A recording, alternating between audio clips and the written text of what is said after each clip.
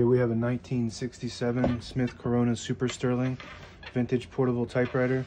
I'm going to show you how to use all the functions and make sure they all work.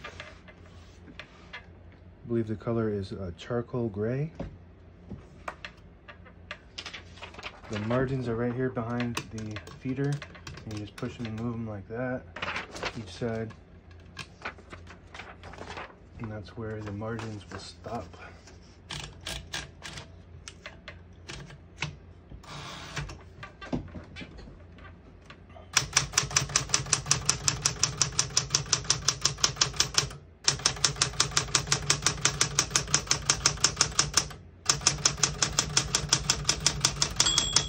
Once you hear the bell, you're at the end of the margin, and you hit this line space, gets you back to the beginning. It skips 1, 2, or 3 spaces.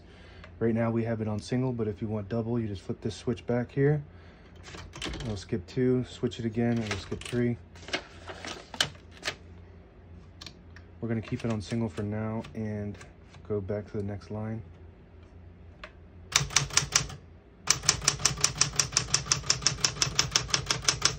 As you can see, all the keys type nice and none of them skip or stick. I'll type a sentence on the next line in red. To switch from black to red, you just flip this switch down, and there's a red icon there, and it'll hit the bottom portion of the ribbon.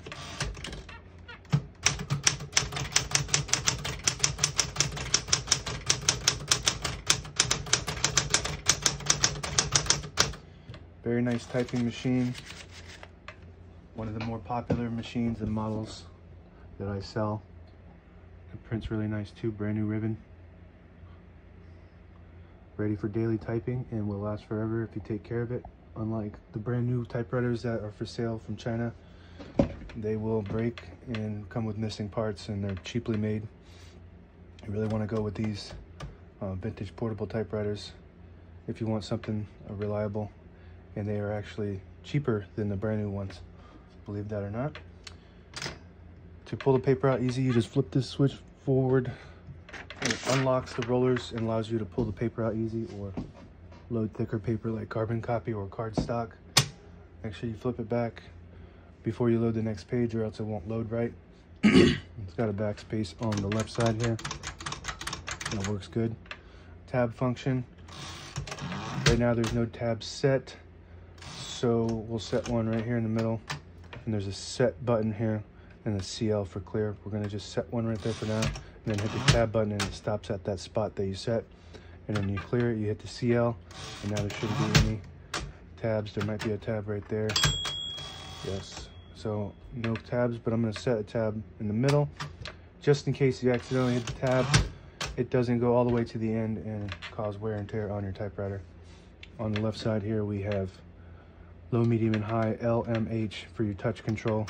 You switch that down, and the higher tension creates for the buttons when you press them.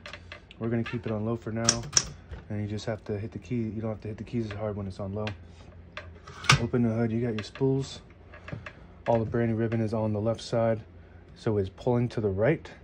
And to switch the direction, there's a switch here on the top left, and you push that back and it'll switch it to this side. But we're gonna keep it on the right side, so you push it towards you for the right side.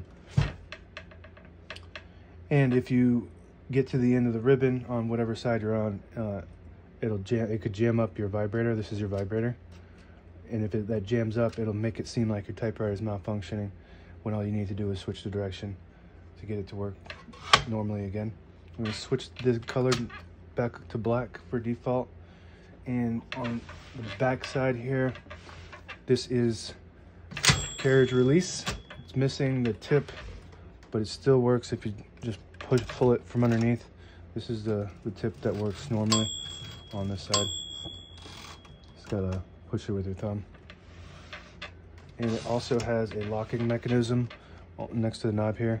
So if you push that up, it'll lock it in the middle. So when you have it in the case, it'll protect it, the carriage, from moving around. And you just push it to the right side to get it to unlock. And that's about it. Now available on eBay or Etsy. Search Brooksaw Antiques.